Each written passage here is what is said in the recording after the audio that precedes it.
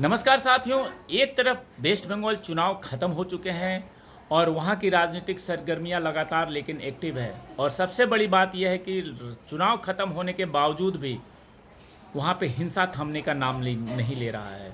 और इसी कड़ी में अब बड़ा हिंसा हुआ है कि जो वेस्ट बंगाल के बीजेपी के सांसद हैं अर्जुन सिंह, जो कि पश्चिम बंगाल के नॉर्थ 24 परगना सीट से लोकसभा के सांसद हैं, उनके घर पर कल 3 क्रूड बम फेंके जाने का मामला सामने आया है। और ये बहुत बड़ी बात है कि एक मेंबर ऑफ पार्लियामेंट के घर पे ऐसे दिन दहाड़े क्रूड बम फेंके जा रहे हैं और घर में सुरक्षा कर्मियों की मौजूदगी के बाद भी ये घटना हुई। और मंगलवार को रात को हुई इस घटना के बाद राज्य के जो गवर्नर है जगदीप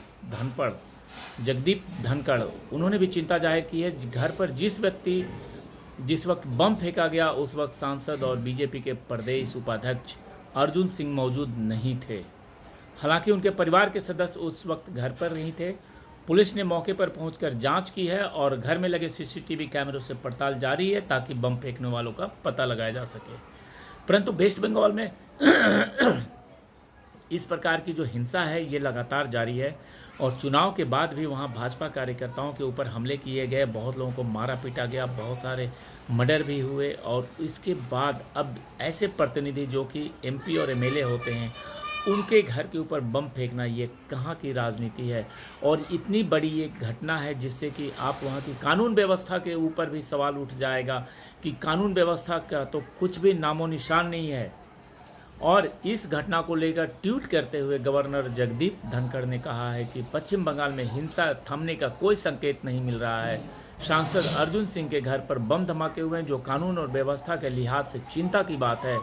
उम्मीद करता हूं कि बंगाल पुलिस की ओर से इस मामले में तत्काल एक्शन लिया जाएगा। उनकी सुरक्षा के मामले को पहले ही सीएम ममता बनर्जी के समक्ष उठाया जा चुका है और इस घटना के बाद एक बार फिर से ये सामने आ गया है कि पश्चिम बंगाल में हिंसा की राजनीति चरम पे है। और बंगाल में जिस प्रकार से ममता बनर्जी के गुंडों ने वहाँ पे आतंक फैलाना चालू कर दिया है और वो लगातार आतंक फैला रहे हैं, ये दिखा रहा है कि ममता बनर्जी को अपना सत्ता नहीं प्यारा है। उन्हें सिर्फ और सिर्फ भाजपा के लोगों को निशाना बनाना है और वो इसी राह पे चल रही है, जिसको कि देखते हुए अब लग रहा है कि वहाँ पे कुछ केंद्र की तरफ से बड़े ही कठोर निर्णय लेने की ज़रूरत है। और केंद्र सरकार जब तक इस मामले में हस्तक्षेप नहीं करती है तब तक ममता बनर्जी अपनी गुंडागर्दी ऐसे ही जारी रखेगी। और उम्मीद किया जा रहा है कि इस मामले में अब केंद्र सरकार का बहुत बड़ा हस्तक्षेप होगा, केंद्र सरकार बहुत बड़ा एक्शन लेगी। बता दें कि पश्चिम बंगाल में सीबीआई इन दोनों चुनाव बाद हुई हिंसा के मामलों की जांच कर रही है। हत्या, रेप, हिंसा के कई मामलों में सीबीआई ने एफआईआर दर्ज कर कई लोगों को गिरफ्तार भी किया है। कोलकाता हाईकोर्ट के आदेश पर सीबीआई ने मामले की जांच शुरू की है। इससे पहले कई ह्यूमन राइट्स कमीशन और कई सारी टीमों ने वेस्ट बंगाल का दौरा किया और वहाँ पे जो हिंसा हो रहा है उस पर कार्रवाई लगातार वो लोग कर रहे हैं। अब उम्मीद है कि इस मामले में केंद्र सरकार कुछ बड़ा कदम उठाएगी। जय हिंद, जय भारत।